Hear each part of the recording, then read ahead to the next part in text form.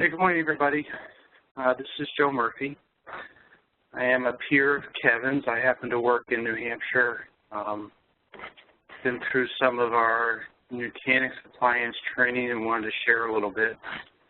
Put together a little bit of an agenda here to talk about what is Hyperconverged, overview of Nutanix, which is one of our key partners, go into the specifics to our HX solution, dive a little bit more into the software, talk about some of the services around it, and then some of the tools and resources. I'm really hoping that this conversation is just that, a conversation, a discussion, and not a presentation. We have got a lot of marketing material out on this topic, and I've tried to limit that a little bit and focus more on content, but I'm really hoping that we can have this as much of a conversation as opposed to a dog and pony show, if you will. I think it's important to understand terms, and hyperconverged is a growing term. It is, I think, the new term, the new cloud, if you will, and it is everywhere, and everyone's talking about it. And I want to make sure that we kind of define it and talk about why are we talking about this? Where are we now? Why are we talking about this? And why is Lenovo spending so much time about this? It is definitely one of our top strategies. I happened to meet with some of our leadership yesterday, and it is one of our top 4 priorities.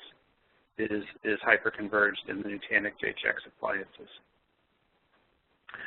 So this chart's a little bit crazy in trying to bring together a whole bunch of information about where are we now, which is trying to define what is the problem that hyperconverged is going after.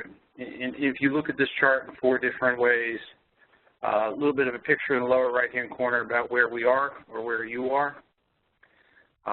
Some of my sense of humor doesn't always come through the phone. But you can see in the upper right-hand corner that storage capacity in terabytes is just exploding, it's growing. And we've been hearing this for years. I've been in the IT industry for almost now 3 decades, and this is a common theme, that things continue to explode from a data perspective. I think it's even more real now than it was 10 or 15 years ago, when you think about all of the devices and all of the phones and tablets and internet-connected things and how much data they're driving and our ability to collect data. I was in a manufacturing site where they make fabric about a year and a half ago, and they were talking about how they've changed the instrumentation on their weaves and presses and dyeing machines from every 5 minutes to every 5 seconds. And they're not collecting a lot of data when they collect it, but just now the volume of data that they're collecting is going through the roof because they're doing it so much more frequently. But IT budgets are flat.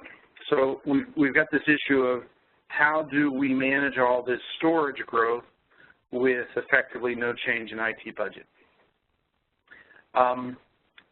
We know that new projects are the heart of our business growth.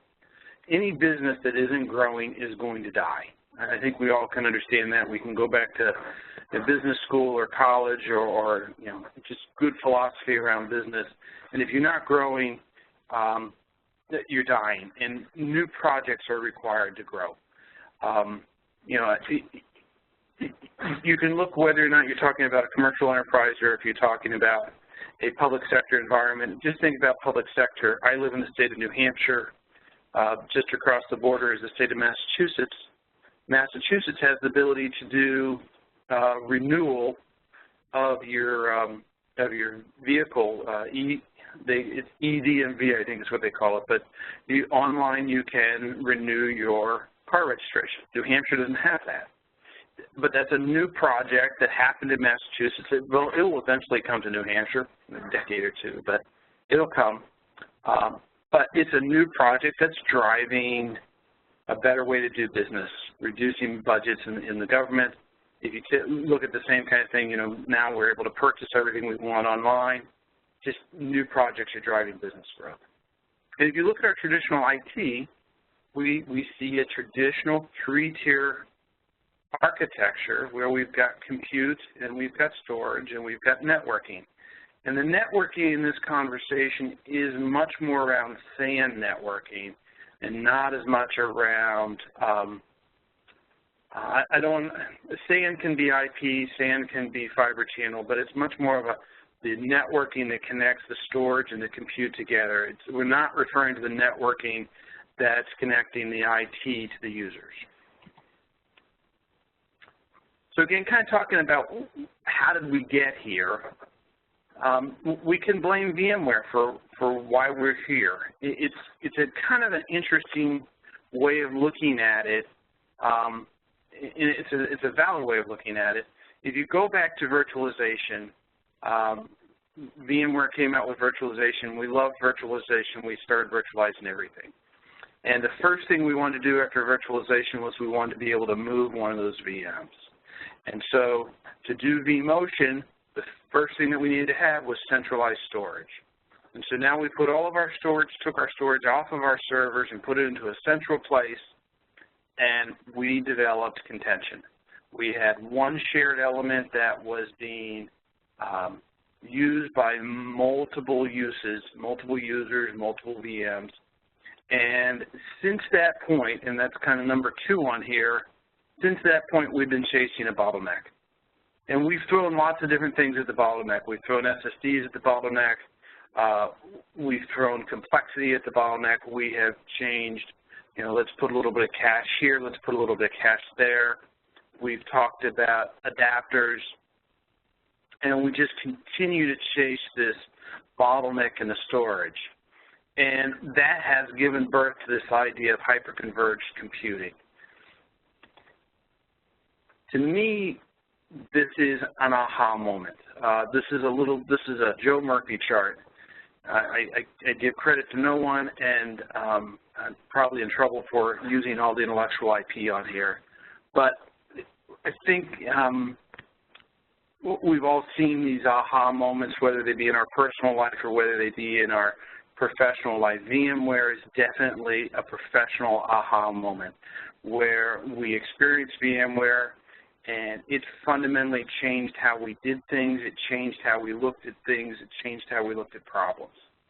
You know, on the personal side, you know, when I was a kid and I saw Star Wars for the first time, that changed how I looked at movies, how I looked at science fiction, how I looked at entertainment.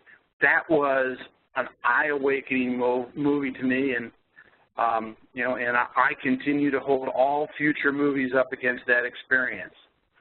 It was an aha moment, and the GPS on the right-hand side. Now this is now on our phones, and that in and of itself is probably an aha moment. But the first time I used my TomTom and I was able to get to my location without having to make a phone call, without having to get lost, that was an aha moment experiencing that GPS. And that's where we are with this idea of hyperconverged.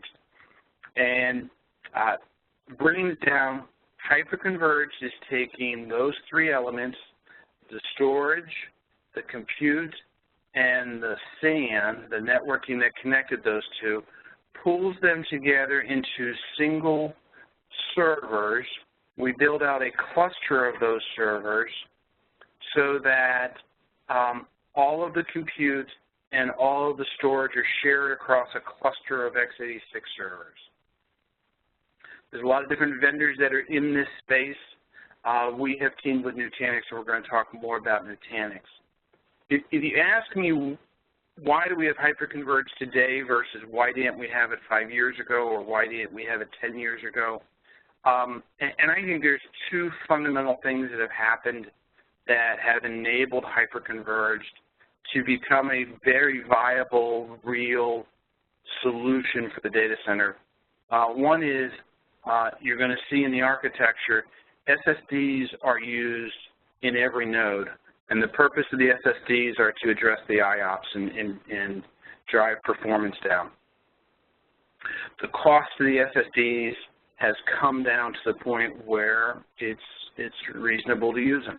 They're not, 5 or 10 years ago when we were talking about SSDs were extraordinarily expensive. They were for only the premium applications, real-time applications, those that could afford that level of performance.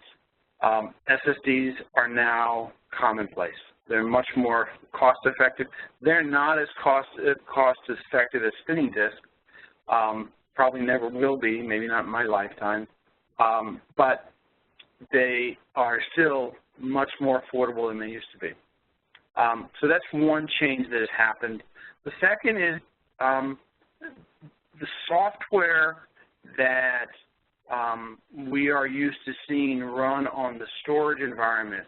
And you can pick your storage vendor. I don't want to pick on any one of them, but the big guys I'm thinking of are EMC and NetApp and IBM. I'm sure I'm forgetting some. But the software that those guys run in their storage device, that software has now become readily available to software vendors like Nutanix, and they can run that on an x86 platform and give all of these same feature functions in a software layer, in a software-defined storage layer that we get in those storage appliances, those high-end storage devices. So those two things have enabled Hyperconverged to come out. So let's take a little bit, do some pictures.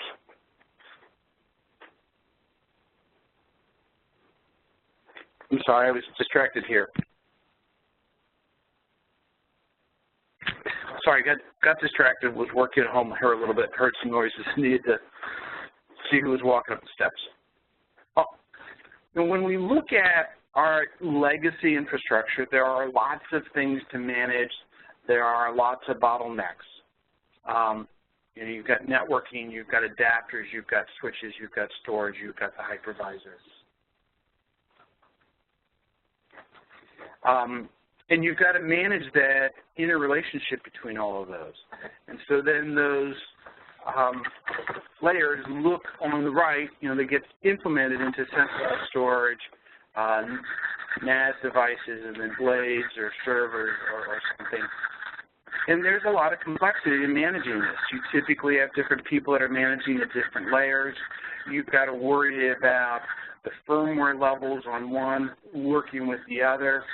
I mean, I think we've all run into this situation where we've changed the storage adapter, changed the firmware on the HBA, and then that affected things that we didn't think it was going to affect, or we changed firmware on the switch, and then that affected something. And I was an admin for a long time, and as the admin, as the server admin, it was always my responsibility to prove that everybody else was wrong, and I assumed guilt. It's different than our legal system. As a system admin, I think we're assumed guilty until we prove our own innocence and prove that it was somebody else. But this is complex, and some of the concern here with the growing demand is that we can't afford it at the budget. It's something fundamentally changes. That first slide that I showed you where the storage is growing, the demands of the storage are growing, but yet the budgets are flat, then something fundamentally has to change. And so we've got this complex legacy infrastructure. Something's got to change. And Hyperconverged with Nutanix and with our Lenovo appliance, we believe fundamentally changes the equation, changes the way we're doing things, very much like VMware changed the way we did things. That we, and I know that there's still some folks that are probably interested or still do physical servers, and I know that there were some folks that it took a long time to convince them that you can do everything you want to do in a virtual environment. That's the kind of change we're talking about here, is simplifying what you're doing with a hyperconverged environment. The idea here with Lenovo and Nutanix is the leader in the industry with hyperconverged, and we have teamed with them because they are the industry and the leader. They bring a software-defined storage platform that has got very rich feature functions, very easy to use, has a very strong systems management interface. We bring that together with our hardware, which a lot of you have experienced, extraordinarily reliable, very high customer satisfaction. We bring these two strengths together, and we get very much web-like, web's the wrong word, I didn't mean to use that word, cloud-like experiences on-prem. There's a lot of interest, a lot of draw to putting applications and putting IT up in the cloud because it's agile, it's predictable, it scales, but yet it's still, there's still questions about it because it's not in your control, it's off your premise, and the combination of these two things give you a very cloud-like infrastructure that has both the agility and the predictability that you get from a cloud-like perspective, and I'll talk to that a little bit more.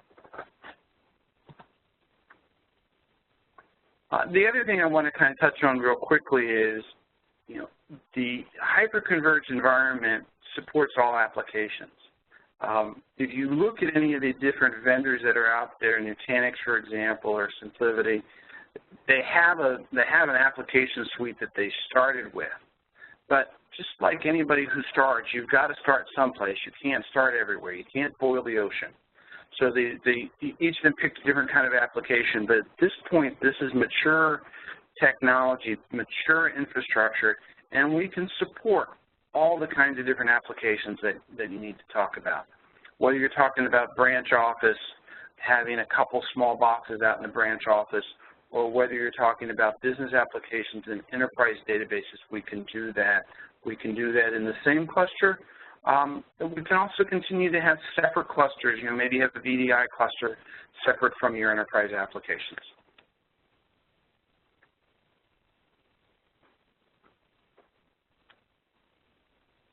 So I'm going to skip this chart. I think I've talked a lot about kind of the benefits and some of the marketing stuff.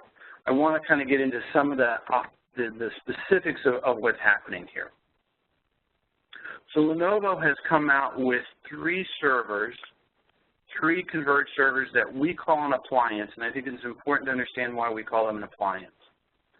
There's the HX350, the HX550, the HX7, I dropped a 0, HX3500, HX5500, HX7500. These vary, you can see the pictures here on the right, these vary by how much disk they have. You're going to see that we've got processor SKUs for all 3 of them that are very similar. We've got memory footprints that are very similar. But this is, again, we call this an appliance. The way that this hyperconverged environment works is you build a cluster. You start with a cluster of 3 of these appliances. Your workload is spread across all 3. The storage is spread across all 3. You are doing some degree of mirroring, either 2-way mirroring or 3-way mirroring. All the data is spread across all 3 of these nodes. When you add a 4th node, the data then continues to spread across that 4th node. The applications continue to spread across that 4th node. And you add a 5th node and a 6th node and a 7th node. The management and tuning and virtualization, the management and tuning of this is different than how we do it today, where we tune each compute server, we tune the network, we tune the storage. It's much more simple to do, much more holistic, because you're treating it as a cluster. The Nutanix Software interface, which is called Prism, is managing all that storage, and you'll see some more details about exactly how we do that. So 3 servers, today, we're going to extend this. I mentioned that Nutanix, we partnered with all of the key leaders here. We've partnered with Nutanix and SimpliVity and VMware. We're looking at these other guys that you see on this chart. But Nutanix has got 52% market share. So we went after the biggest, baddest guy in the market and developed a really good relationship with them. So when we call this device an appliance, this includes, when you buy it, it includes the Nutanix software preloaded. So here's what the architecture looks like underneath the covers, kind of getting away from some of the market information. But I did want to set some of the ground level. So you've got 3 nodes here. You'll see that you've got a hypervisor. We've not called out what hypervisor that is. We support 2 hypervisors today. We support VMware, and we support Acropolis. Acropolis is Nutanix version of KVM. That comes free at no charge. We will support Hyper-V in the near future. Nutanix supports Hyper-V. We just didn't get the testing done before we started shipping the server here in the first quarter. But we do have a refresh coming with the Broadwell processors here in the second quarter, and that will include a Hyper-V support as well. 3 servers, all talking via 10 gig. You can see that on each node, you've got VMs, and then you've got this CVM. That CVM is the Nutanix VM that is managing the storage. And all those CVMs are talking back and forth. So when a VM goes to write, it's writing to the CVM. The CVM is then writing out to the disk and sending over the network the writes that go out to the other nodes. We've got flash on every node. We've got storage spinning disk on every node. There's a tiered storage model that's going on here. You're going to write to flash, you're going to read to flash, and then the CVM software is going to stage that down to the HDDs to do the tiering. It natively supports dedupe and data protection, the data protection being 2-way or 3-way mirroring. Compression is there, and high availability is there.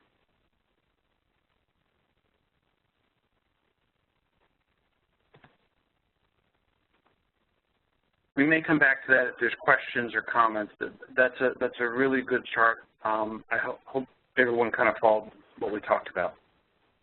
So I mentioned these 3 models before.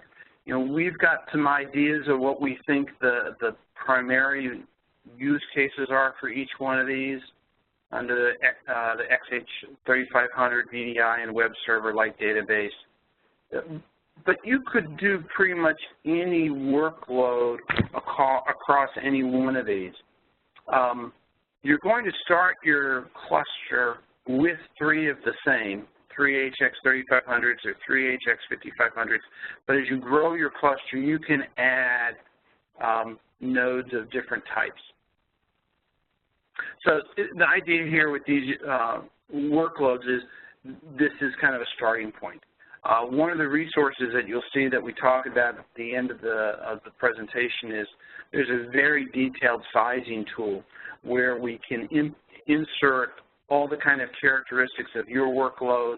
We can insert the characteristics of the cluster, how you're doing the mirroring, et cetera, and it will kick out what is the recommendation for that cluster. And that, I should have said in the first part of this presentation, is this is kind of intended to be part 1 of 2 parts on the HX series. We intended to do an overview of the product and of the tools of the architecture today, and then next month we want to come back and do a deeper dive, get into a demo of the user interface, and we can also do a demo of the sizing tool as well. Just do a quick checkpoint, about 30 minutes in. How's everybody doing? Is anybody falling asleep yet? Any questions? Kevin, I'm not sure if you've got all the lines muted or not, but are there any questions that have come up that we should address before we go on? There's one coming through that says, do we have access to that sizing tool? I'm not sure that you as an, well, so it depends on who you are. That sizing tool is available to Lenovo employees and our business partners. I do not believe that's available to users, but that's a follow-up question we can take and come back on. So depending upon who you are, the answer is yes, or the answer is no, depending upon who you are. But we'll get that confirmed. Any other questions before I go on? Okay.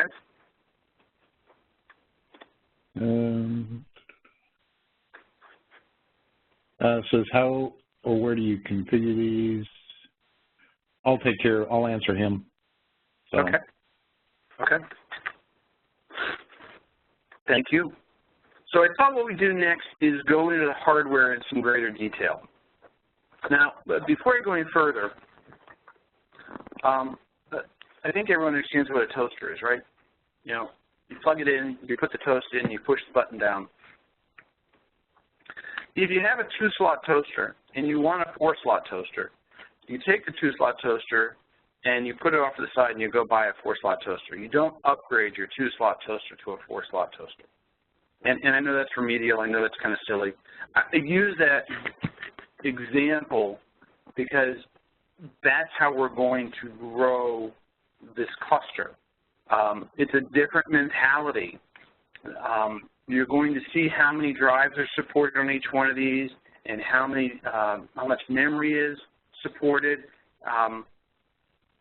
And once you configure it, once you get the server, get the node to those specifications, the way you grow it is you add another node to the cluster. It's a different mindset that instead of spending time growing this physical node by adding disks or adding memory or adding NIC cards, the way you grow this workload is you add another node to the cluster. That we treat the IT not as a bunch of individual elements that are to be managed, but treat it as a collective, a little bit of a Star Trek fan here, treat it as the board, and we just assimilate another one into it and treat it as a whole as opposed to manage the individuals. That's some of what is groundbreaking about this, is changing the way we manage it, and rather than manage every individual node and manage the levels on each individual node, we treat it as, again, I'll pick on the board, we treat it as a collective, as a whole, treat the cluster as a whole, and we manage it all from this Prism interface. And we'll talk a little bit more about Prism. So let's start with the HX3500. First off, if you guys haven't asked yourselves already, what does HX stand for? The H stands for Hyperconverged. The X is the last digit of Nutanix, so we came up with HX. The 3500, the 5500, and the 7500, I think, are just trying to be indications of scale. You'll see when we announce servers coming in the second quarter, we're going to have some additional numbers. Everything's going to start with HX. Nutanix does partner with some other vendors. We'll talk about that a little bit later, about how we differentiate ourselves from some of those. All of the Nutanix offerings have a 2-digit, 2 letters, and X seems to be a common thread. So we're HX. If you guys are paying attention to the hyperconverged market, Cisco recently announced their own HX servers. We appreciate the compliment, but it's not at all similar. They're using different software, they're using different technology. So let's talk a little bit about the HX3500. It's a 2U design. This is built on one of our platforms that you guys know and love. It's built on top of the X3650. We don't call it an X3650 because you can't buy an X3650 and install Nutanix on top of it. This is an appliance. It's integrated together. That's why it has a brand new name. You're not going to see X3650 labeling. You're not going to see it in the documentation. Now, if it walks like a duck and quacks like a duck, it looks a little bit like a duck. It's underneath the covers. It's an X3650. It's going to have IMM. It's going to have the light path diagnostic. It's going to have the LCD panel that you guys are familiar with. You've got X3650, so it's going to look a lot like it. It's going to have a different label. It's going to say X3500. So it's 2U design. You can see that this has 8 2.5-inch hot swap drives. It's got an SSD boot drive. In that 8 2.5-inch drives in the front, 2 of those are SSDs and 6 of those are spinning drives. And then we've got rear drives in the back for the SSD boot. That's where we load in the Prism software, and so Acropolis is both a hypervisor as well as the layer that does the storage management. So it gets a little bit confusing when we use that term Acropolis. So you'll layer in Acropolis on that boot drive. If you choose to do the Acropolis hypervisor, that will also be there as well. We put in 2 10-gig, I'm sorry, I said this wrong. We have 1 dual-port 10-gig NIC. We can add a second. That's an option. Redundant hot power supplies, and then engineered for compute heavy, so you're going to see what processors we've got there. Compare that a little bit with the HX5500. You'll see that this has larger 3.5-inch drives, so we're going to consider this a storage-heavy workload because we can put in our large 1, 2, 4, I think 6 is the next increment terabyte drive. We'll see it here in the details. Again, the same kind of design. You've got your data drives up front, and then in the back you've got boot drives.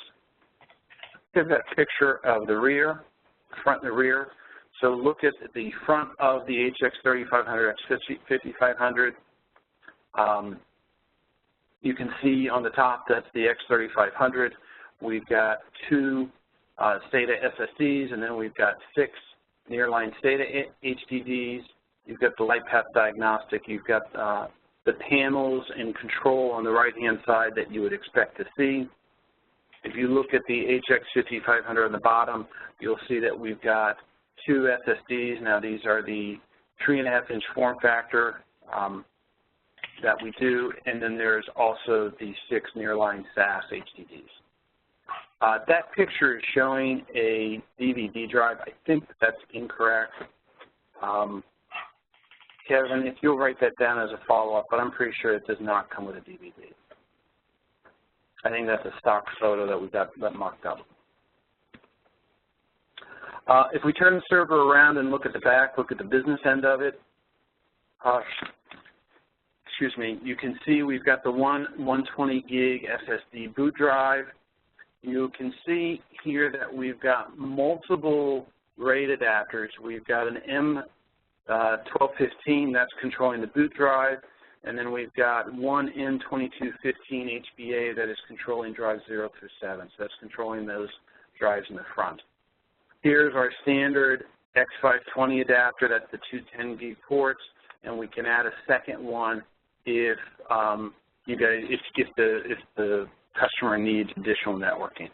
Hot swap power and fans on the right, and in your traditional ports here, you've got IMM, and then you've got your 4 built-in 1 gig ports. We look at the HX7500. This is going to have 24 drives. The back end is going to look very similar, but we will look at that, targeting large enterprise applications, so you're going to have multiple HDDs and multiple SSDs as well.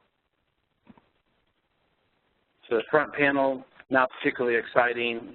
You've got power buttons, status buttons over here on the right-hand side. You've got 4 SSDs here, and then you've got 20 HDDs out.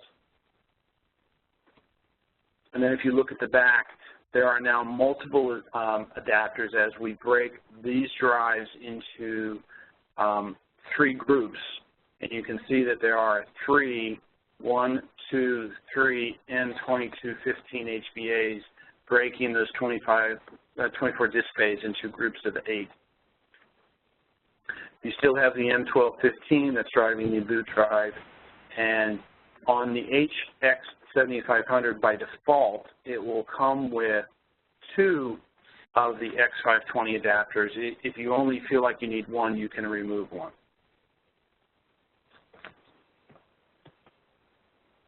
So we come up with this handy-dandy little sizing chart that kind of tries to show, if you look at gigahertz per terabyte, you look at usable flash, some of these are the key measurements of the appliance and how they lie out. So here you've got storage heavy, so not as much usable flash compared to the high performance of the compute heavy. And again, I think the sizing tool is probably more important to look at so that you can determine whether or not you need to be in the small, medium, large, if you will, the storage heavy, compute heavy, high performance. So this is a reference. In this deck we'll make available to you guys. I think Kevin always does that for you. Everything we're talking about here is public. I'm not going to go through all the details here, but I'm going to walk you through the format. You've got HX 3500, 5500, 7500. When you go through the tool to configure and generate a proposal or a quote for one of these are the choices that you've got. And those that are in bold are the defaults. And, of course, you can change them. So you've got a choice here of 6 processors. Everything's going to be 2-socket. You've got a choice of 6 memory footprints. You've got a choice of what SSDs you want, whether they're 400 or 800. And then you've got a choice whether you want 1 terabyte or 2 terabyte. So when you compare that to storage heavy and high performance, you can see that it's similar cores, similar processors, a little bit lower core counts. Memory footprint is the same. SSD option is the same, but this is where you get those large terabyte drives, the 2 terabyte drive, the 4 terabyte drive, the 6 terabyte drive. Then when you look at the high performance, so this is the one that's got all 24 bays that are populated, you've got a little bit less selection. You've got 5 choices of processors. You've got 6 choices, I can't count, 5 choices of memory. It's the same memory footprint. You'll see that you now have 4 SSDs, and then you've got either 21 terabyte drives or 22 terabyte drives. So that's how the servers break out. I mentioned before that Nutanix is working with other hardware vendors as well. We believe very strongly that we have some very compelling reasons to choose our platform. Nutanix is extremely bullish on us, working very closely with us. From an end-user perspective, the reasons to do Nutanix on our hardware very much come back to why to do our hardware to begin with. We have higher quality, based on ITIC, we're more reliable than Dell. HP is not an option for Nutanix. Cisco is not an option for Nutanix. There's rumor buzz that may change, but today Cisco is not an option. It's really Dell and us and Supermicro. Hey, Joe, I've got a question for you. Yep. Got a question. It says, is the first boot drive part of the default config, or can it be 2 since the M1215 supports RAID 1? Right, so that's a good question. I'm going to go back here because I think a visual here helps. So it is not an option. I'm all about answering the question rather than try to dance around it. It is not an option. There is only 1 boot drive that's available. 2 is not. Yes, you're correct. The M1215 does support RAID 1, and we had lots of conversations about this. The competition in this space does not do a mirrored boot drive, was my understanding. The other thought is that if you lose your boot drive, the concept here is that you've got the other nodes in the cluster that are going to survive, and that the workload and the data would move to the surviving nodes. You'd repair the boot drive and come back.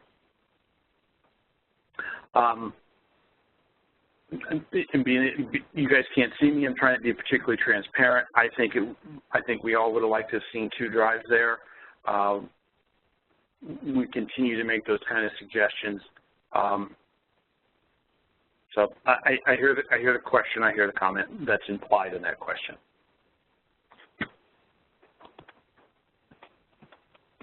Good question. Thank you for that.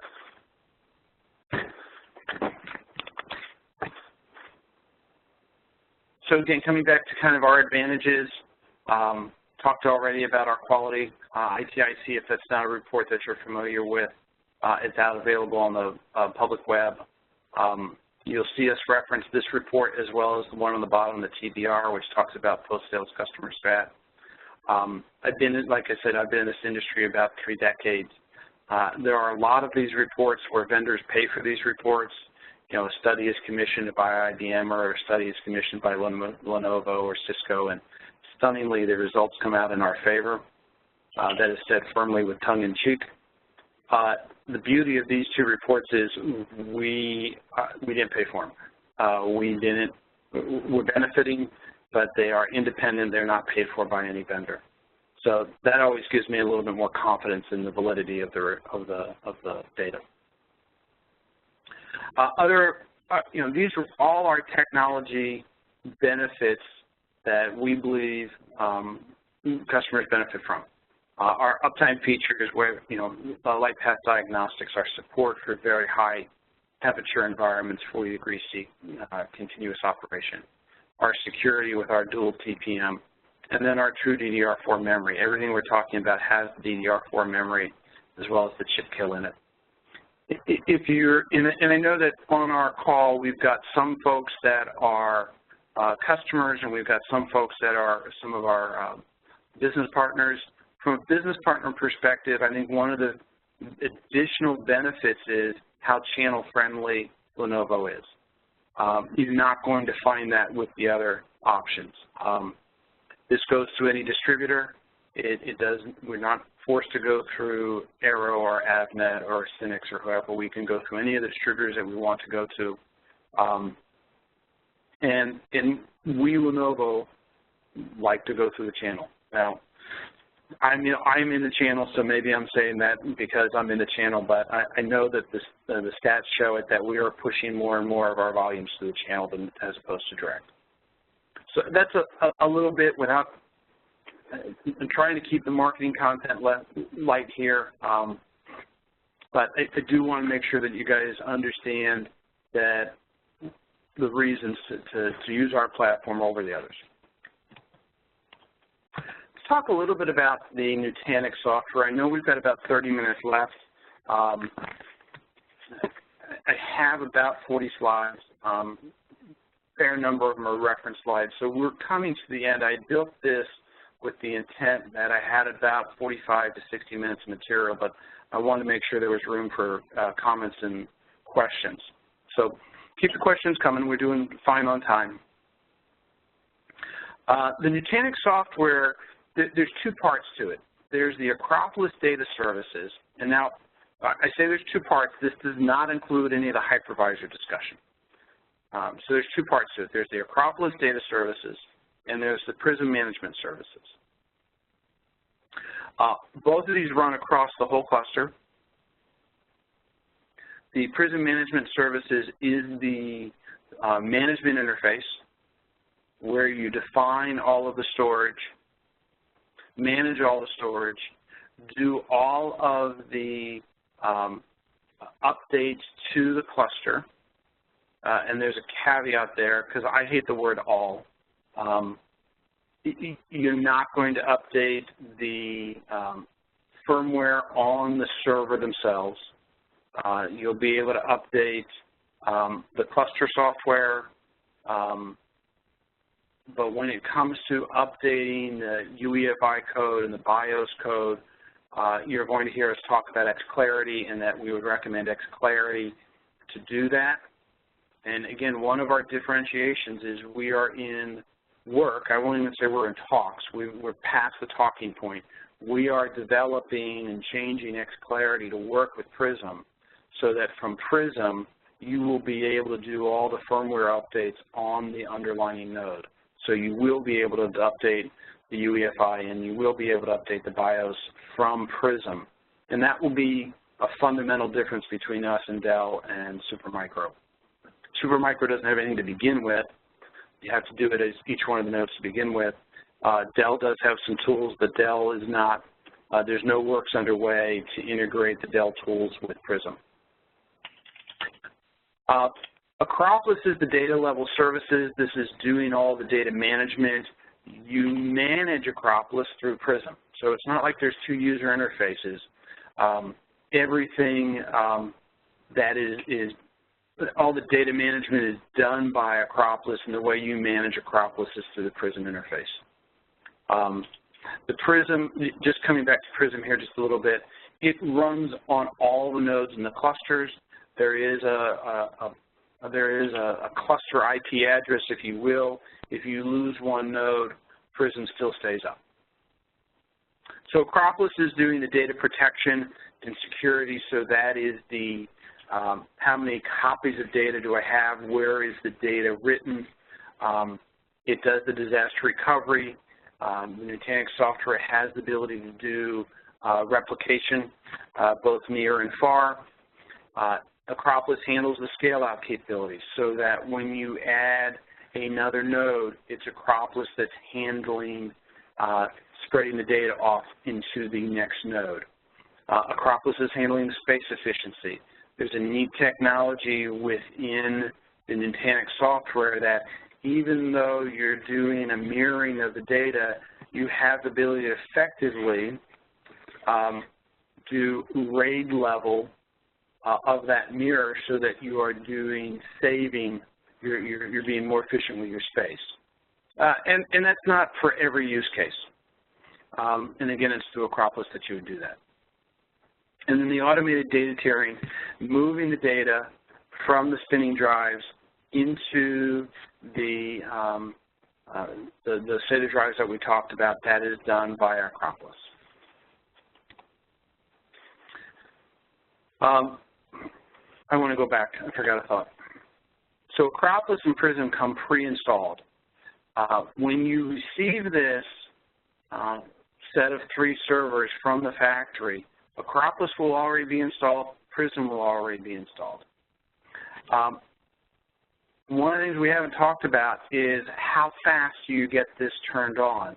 When you look at a lot of the alternatives in the industry, whether you look at a traditional 3-tier environment or if you look at some of the other offerings, you look at multiple days, multiple weeks to get that set up.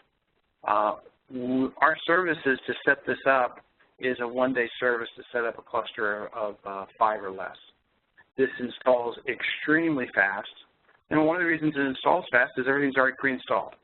So really all you're doing when you're receiving it is double-checking to see you're at the latest patches, setting up some IP addresses, and you're ready to go. And you just start, let's start building storage, and let's start laying down VMs.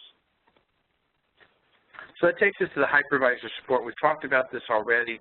We support 2 hypervisors. We support Nutanix Acropolis hypervisor, which again is at no charge.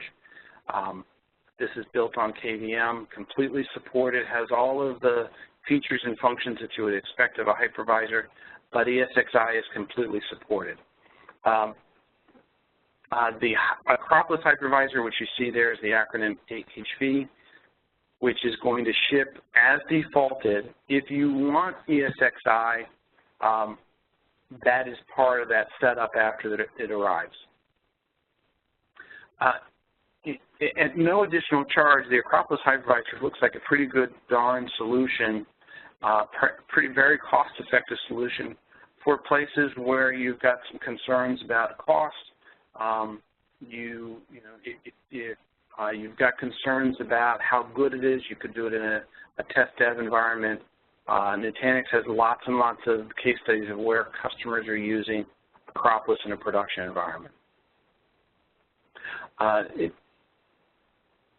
Yeah, I think that's all we need to talk about there. I did mention that Hyper-V is not on this list, that we will be adding Hyper-V to this list later this year, second quarter.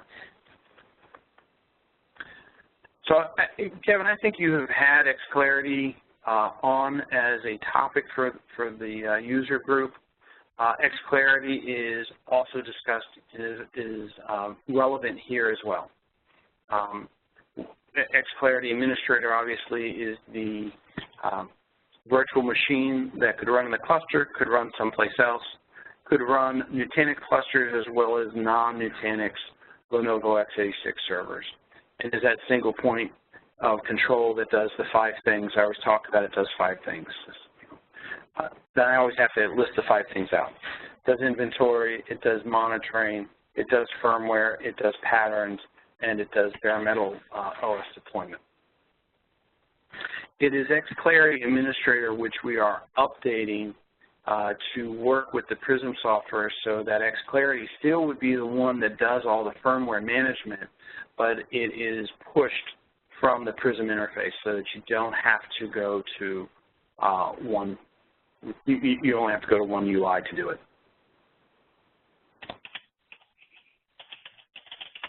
So the Prism software comes in 3 different editions. Again, it includes all of these features that you see on the screen. It includes this storage system, it includes the hypervisor, it includes the cluster management. The 3 versions are Starter, Pro, and Ultimate. The Starter allows a cluster of up to 12 nodes. Pro has unlimited, and then Ultimate allows the multiple DR sites. So the way you read this chart is it's a cumulative chart from left to right. So Pro includes everything that's in Starter, plus all the things that you see with the plus sign next to. And then Ultimate includes everything that Starter and Pro has, plus the things that you see with the plus signs. So when you move from Starter to Pro, you go from 12 nodes to unlimited cluster, and now you start getting all of these other features. You get the compression and dedupe, you get the redundancy of 2 or 3, so that means you can do the 3-way mirror. You get the time snapshots, which they call time stream. You get the ability to connect to the cloud, which is a very nice feature so that you can, if you want to take advantage of the cloud as data protection, so they've got some plugins to the cloud providers. Prism Central, what Prism Central is if you've got multiple clusters, Prism Central is that one GUI for all GUIs, if you will. It is aware that I've got multiple clusters, and so I don't have to go to each cluster. I can go to Prism Central, and from there I can go to each one of the other clusters. It's also where you see the REST APIs, which are going to be critical because that's how we're going to communicate from Prism to xClarity. And then on Ultimate, you see that we add in the DR and the Metro availability, as well as data at rest encryption. When you initially configure the cluster, and that word configure is a nebulous word. When we, your business partner, we Lenovo, build the cluster for you, before manufacturing, we're going to select whether you want Starter, Pro, or Ultimate. You can upgrade later. If you start with 12 nodes and then you want to upgrade to more nodes, you can do that. Another question that comes up is, if I've got 3 nodes that are at Starter and I add another node that's at Pro, what happens? It works fine, but it all works to the least common denominator. So if I add a Pro to a cluster of 3, that Pro is going to run at the Starter. So I will have Starter only feature functions.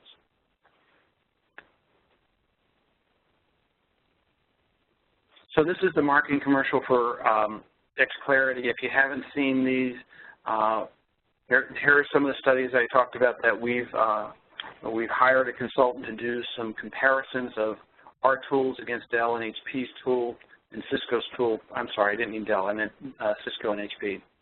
And what we believe and what this study showed is it takes less time to do the same tasks with our tools compared to the others. Let me take a real quick break here, Kevin. It gives me a chance to take a drink of water, see if there's outstanding questions. I'm going to switch and talk about services and resources at this point, because I know there's always questions about who fixes it, who do I call, and I want to go through those kinds of things. But let's see if there's a minute here for questions, comments. All right. If Anybody has any questions, feel free to post them into the chat. There's been a couple of them that were there that I answered. Yeah, good. Okay. This is also just, you know, when you're doing one of these and there's no opportunity to walk around, it just gives me a chance to take a break too. That's fine. So let's talk about the services. You know, first, right off the bat, you're going to call the exact same people you call today if there's any problem. And that support, as you guys know, we work with IBM to provide our triage and first level support and second level support. We're going to do the same thing with an HX series server. Is you're going to call 1-800-IBM-SERV, press option 1 for a Lenovo device, and start working with support. If this is clearly a Nutanix software issue, they will do a soft handoff to Nutanix. If it is a broke fix, it's a bad drive, it's a bad Ethernet adapter, it'll be IBM support that will get dispatched to come on site and do the on-site repair. I think that's pretty straightforward. We offer warranty services as the base 3-year or the 5-year warranty service. That includes all of your software subscription and support as well. And that's a question that people ask, well, you know, are there hidden costs here? Do I need to be paying Nutanix software maintenance as a separate thing? And the answer is no, that is included as part of our warranty option. And once we get post-warranty, you won't engage Nutanix, you will engage us, because this is a Lenovo product and we've included the Nutanix software. For all you Lenovo folks, you recognize that beautiful picture of our friend Dave Lobsher on the right down at the Executive Briefing Center. And he is not playing with a HX converged series. It sure looks like he's playing with an X3950. Interesting picture. I will have to go update my picture. We do offer professional services, whether it be deployment services, whether it be workload, and we'll talk to some of those offerings. And guys, this isn't intended to be, you know, me trying to push and tell you why you need to buy all our services. I'm trying to help you guys understand what services are available. So from just a pure deployment, we offer deployment services, and you can see that we measure this as service units, and those service units are really days. But just from a costing perspective, we do it as service units. And so for a cluster of 5 nodes, or less than 5 nodes, that should be a 1-day setup. It's not mandatory. We recommend it. You know, at some point, you might be able to do your own. Once you get out into the larger clusters, there's more service units. And you can see that the scope of what they're going to do, it's really around those last 4 issues where we're doing the Nutanix software and hypervisor deployment, create that cluster, and then start doing VM provisioning and cluster management. The other services then are kind of on top of that. The migration services is helping you move workloads that are on existing services onto the HX series cluster, going through the requirements, going through the P to V or the V to V conversions, helping you move the data. And there's lots of different options and alternatives in doing this. We'll do health checks, so after your cluster has been in there for a while, if you'd like us to come in and do a health check, make sure things are working, we can do that as well. And then finally, some degree of remote administration of your Nutanix cluster. If you want us to do that management, we can do some of that. So tools and references, again, the word configuring in this case is us building that configuration, going through the xconfig tool. For our customers, I'm not sure that you guys will be doing this.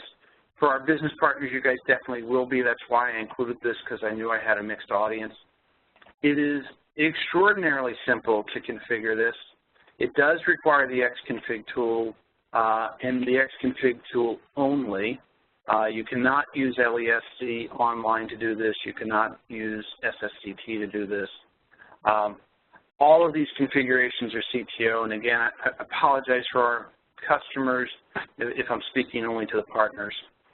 At a high level, you're going to do a configuration. That configuration is going to be submitted for pricing. You're going to do a deal reg with that, and that deal reg will then flow to Nutanix for a deal reg. The CTO really is so that we can bring the pricing for the Nutanix software as well as the hardware together.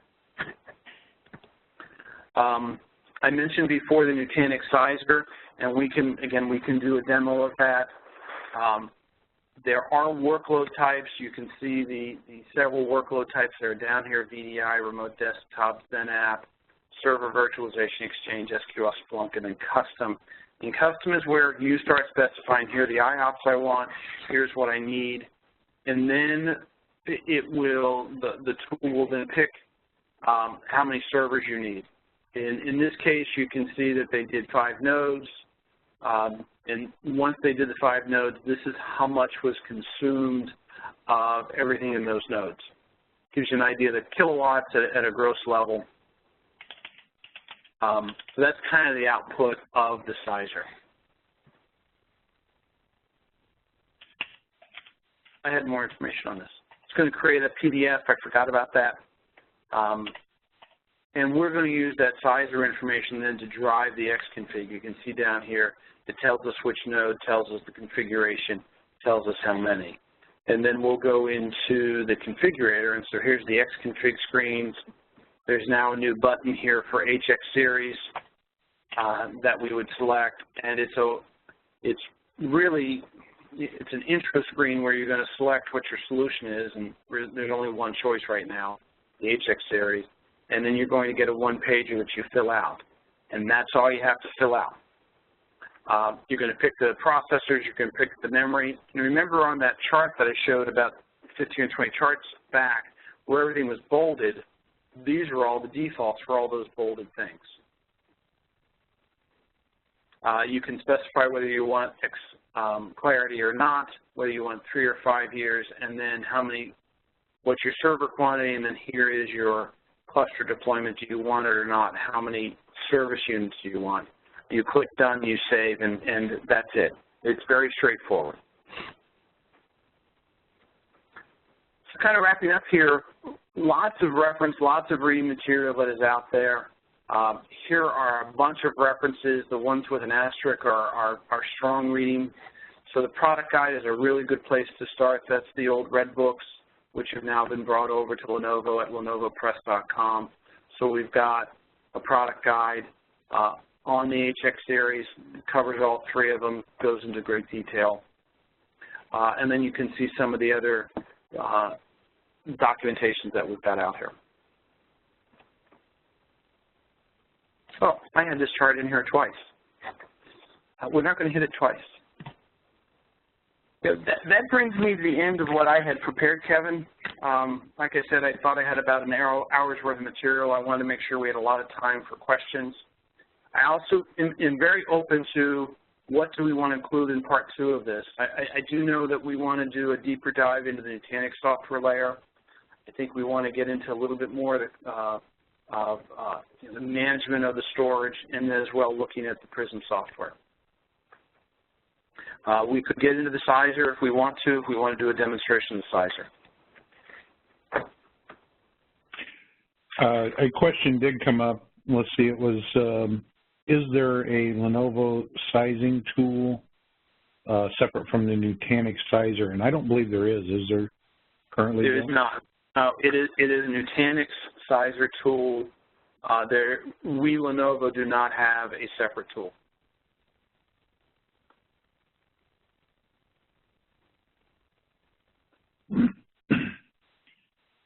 Let's see. Everything else I've been able to just answer responding back in the chat. I'll give you a copy of the chat. So, okay. Well, I hope the feedback has been pretty good. I hope that at least open some eyes about what this is, help to get some definition. Obviously, we're hoping to drive some interest. This thing around hyperconverged, and kind of my closing comments, this thing about hyperconverged is coming. It's very much like virtualization was. It was very much like cloud is. It's coming. I'm a big proponent that you got to get on the train or the train's going to run you over. I think, and you could accuse me of drinking the Kool-Aid because I have. I believe that this is fundamentally changing how we're going to manage our data centers. I don't think that we can continue to manage our data centers discreetly like we have been for the last 10 to 20 years, where every element has got an admin and every element is being managed discreetly. The hyperconverged, particularly with the HX series with Nutanix Software, is very impressive looking with how it brings everything together, simplifies it. One of Nutanix's tagline is it's trying to make IT invisible. They use an analogy of the light switch, that all you do is turn the light switch on and off. You don't care where the electricity is generated. You don't need to worry about any of that. And it's very much that model that we're moving IT to that manner, and I firmly believe it. I'm not convinced that we're getting to that light switch this year or next year, but we're getting to that light switch in the not-distant future. I had one more question come up, and this is from a partner.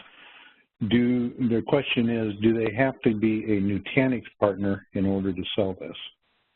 That's a great question. The answer is 100% no, they do not, because they are a Lenovo partner, and this is a Lenovo product. They do not have to be a Lenovo Nutanix partner. There's going to be some things they want to do with Nutanix to get access to some of the resources that Nutanix has, such as the Visor. But none of that requires anything more significant than signing up and entering your user ID and password kind of thing.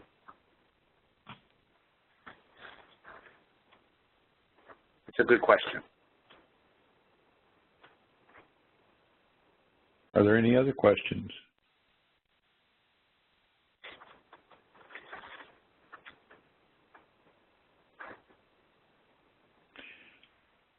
I don't see any other questions coming in. I think I've got everything on the chat covered, so.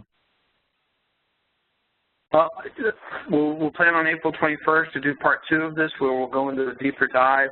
We'll probably hit just some of the concepts real quickly at the beginning just to make sure everyone's on the same level field, but that will be very minimal, you know, a 10 to 15 minute kind of thing, and then we'll do a deep dive into the software and do a demo of the software. Thanks, everybody, for your attention. Kevin, thanks for setting this up and inviting me. I really appreciate it. Thank you for presenting. And a question just came in. Let's see. How do I register for the April 21st? Just before this in the chat, I posted a link, http://goo.gl/FOTTJ7. If you go to that, the previous slides and presentations and this one later today will be posted there. But there's also a link to subscribe to these meetings where you get on the email distribution for the invite list. So you can go there and join it. Now, let's see.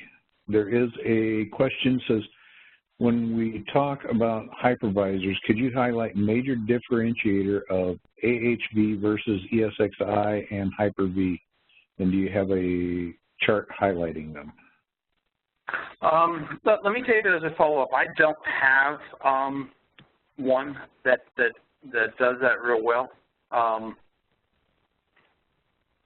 know that you've probably got 90% of those three have similar functions when you start looking about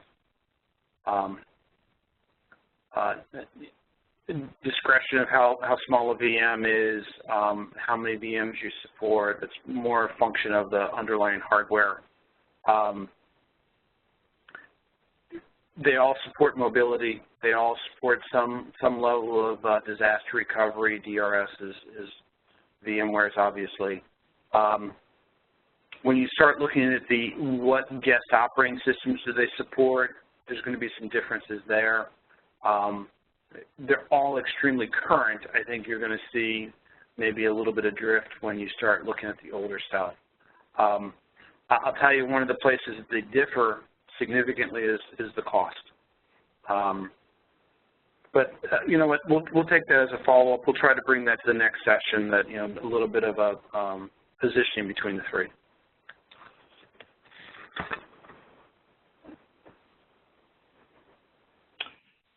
Okay. Are there any further questions?